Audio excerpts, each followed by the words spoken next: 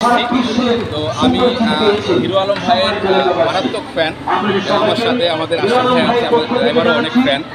তো আমি মূলত হচ্ছে ওনাকে উদ্দেশ্য করে আসছি, যেহেতু ওনার নির্বাচনী আসলে বাচ্চা কাচ্চা ছোট বড় সম্মানিত এলাকাবাসী, আপনাদের সবাইকে হিরো আলম ভাইয়ের পক্ষ থেকে জানাচ্ছি আন্তরিক সালাম ও শুভেচ্ছা। প্রিয় এলাকাবাসী, হিরো আলম আপনাদের সন্তান, এই বগুড়ার সন্তান।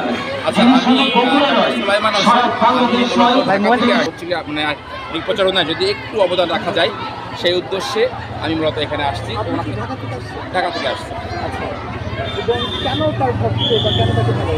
তার সাহসিকতা থেকে আসলে এই দুর্নীতির যুগে এই যারা সাহসী তারা আসলে কথা বলতে পারছে না, কিন্তু উনি ওনার জায়গা থেকে উনি সোচ্চার। তো এটা আসলে দরকার, আমাদের প্রত্যেকটা মানুষের মাঝে দরকার, এই সাহসিকতা দরকার। আমি নিজেও একটু মোটিভেট হওয়ার জন্য মূলত ওনার সাথে আমি দেখা করতে আসছি। পেশায় একজন ডাক্তার, পুষ্টিবিদ। আচ্ছা, এই যে আপনাদের ভিন্ন পেশার মানুষ, হিরো আলম একজন গ্রুপ লেভেল থেকে উঠে আসছে, এটা আমাকে ব্যাপকভাবে অনুপ্রাণিত করে। ভাই আমাদের গাড়ি কিন্তু চলে গেছে। ক্ষেত্রে কিন্তু ওনার মতো এরকম রুট লেভেল থেকে যারা উঠে আসছে এরাই কিন্তু পৃথিবী শাসন করছে। তো আমরা বিশ্বাস করি, দেখেন আকিজের ছেলে কিন্তু আকিজকে ক্রস করতে পারবে না। তো আপনি যদি রুট লেভেল থেকে উঠে আসেন তাহলে কিন্তু আপনি বিশ্ব জয় করতে পারবেন। আমরা অবশ্যই বিশ্বাস করি হিরো আলম সেরকম একজন ব্যক্তি, ইনশাআল্লাহ।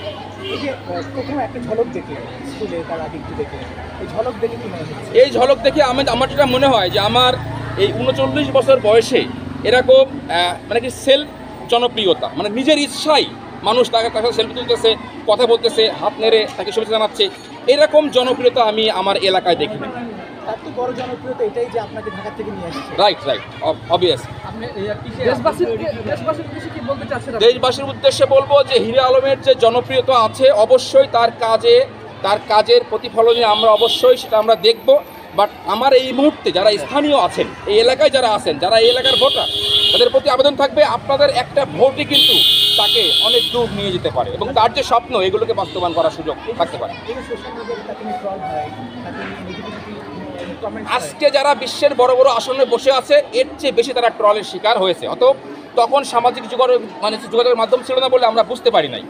আসলে আপনি যদি একটা বড় জায়গায় যেতে চান তার চেয়ে বড় আপনাকে ট্রলের শিকার হতে হবে, সমালোচনার শিকার হতে হবে। সো এটা একদম সিম্পল ব্যাপার।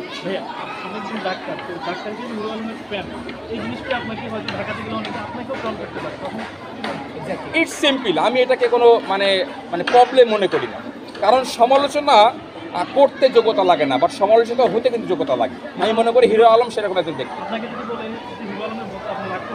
নো, সংসদ ভবন ইনশাআল্লাহ। ইয়েস, থ্যাংক ইউ, ধন্যবাদ।